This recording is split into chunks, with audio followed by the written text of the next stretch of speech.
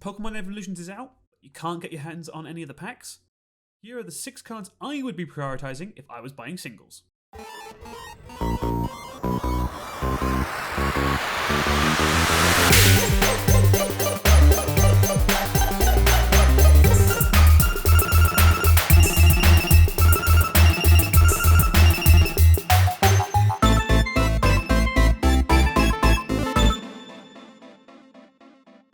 It was always going to happen, wasn't it? Celebrations is a hugely popular set, and it's already looking like it's going to be a real challenge to get our hands on maybe as much product to open as at least I'd like to do. So maybe we have to look at a backup plan of buying some singles. Well, if that's the case, we can't necessarily buy all 50, though, to be honest, it's probably not that hard, and it's 50 plus the promos. So here's where I would be looking to start if that's what I was looking to do.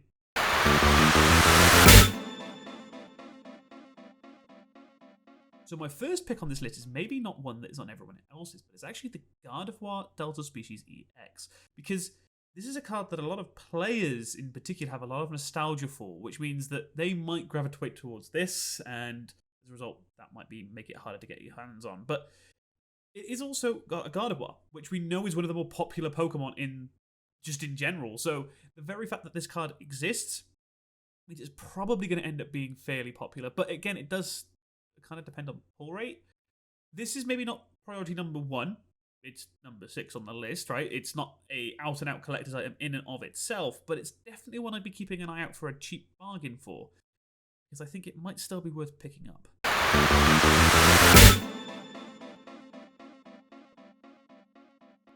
Now, number 5 is actually not in the main set, or actually the reprint mini set, right? It's actually one of the promo cards, because we're going to have a bunch of really cool promos released alongside some of these products. And one in particular that I think is definitely worth trying to get your hands on is going to be the Shining Greninja from the ETB, because the ETBs in and of themselves are going to be very sought after, but some people might be buying them to keep sealed, which means that the number of Greninjas might never reach a huge peak. But Greninja is, again, one of those Pokemon that if you look at the list of like most popular Pokemon, Greninja is consistently like number 1. It won it a couple of years ago, right?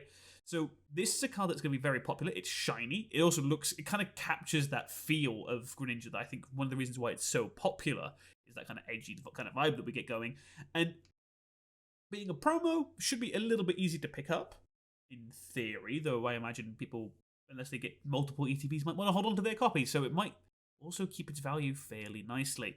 So this is definitely one I'm going to try and pick up, and one that I think a lot of other people will want to try and get too.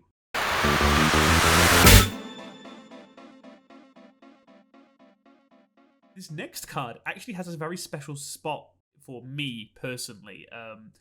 Is the reprint of the original chonky, as it were, Pikachu, the chubby Pikachu from the original sets. Because to me, this was actually my first ever trading card. I went to an event when I was a tiny, tiny version of me now, and they were giving out the card as part of the event, and it was super cool. And this, to me, is where I think that this card is going to have so much nostalgia value. It's a Pikachu, which means it's already going to have Pikachu collectors who are interested. They're out there. And it's also a card that has huge history behind it, right? This is Pikachu that we no longer see in this form outside of the VMAX.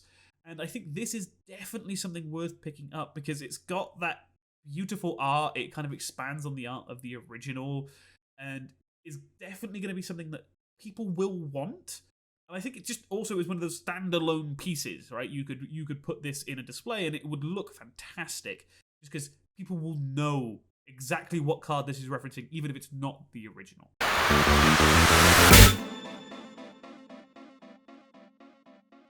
So you'll have noticed that a lot of these cards are cards that are callbacks to older versions of them so far, because honestly, if I could get the card from Celebrations at a probably more reasonable rate, I probably would prefer to do that than spend the thousands of euros that some of these cards cost to get in their original conditions.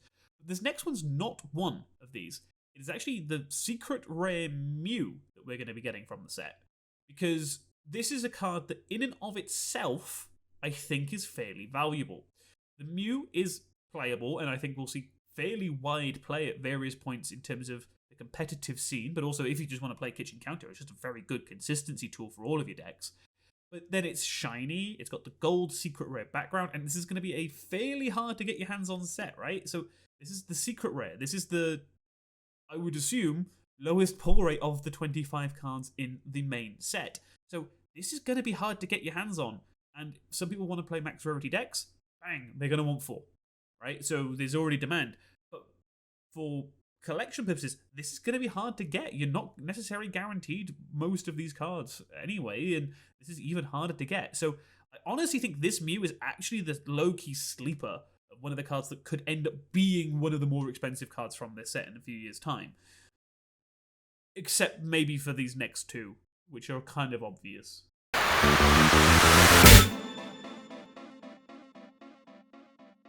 Well, we were always going to have a conversation about value in this set as well, right? Celebrations is a set where, because we can get sort of mostly reprints of some of the most popular cards of all time, yeah, okay, it might still cost you a bit. We don't know pricing yet. We don't know what the pull rates look like yet. To get your hands on these reprinted cards, they are cheaper, I would assume, than buying the originals. And that definitely is going to apply for number 2 on the list, Umbreon Gold Star. So this is a card that I've mentioned as one of my favourite card arts of all time previously, and I stand by that. I think it's a fantastic piece of design. I love the colouring of the shiny Umbreon. Umbreon's also one of my favourites, so I'm a little bit biased. But when it would cost you thousands of euros to buy this in a mint condition now, okay, yes, this isn't quite the same because it has the stamp on it, but I still think if you want to hold that piece of history, just have that piece of art in your collection, it's a completely viable way of doing it. And again, trying to get your hands on that early, trying to put this as a priority number 1 while we're still trying to work out pricing, might be worth doing, because this could also be really hard to get. We don't know yet. So, very much a card I'm looking to pick up, but there is one that's not mentioned that I think everyone already knows is number 1.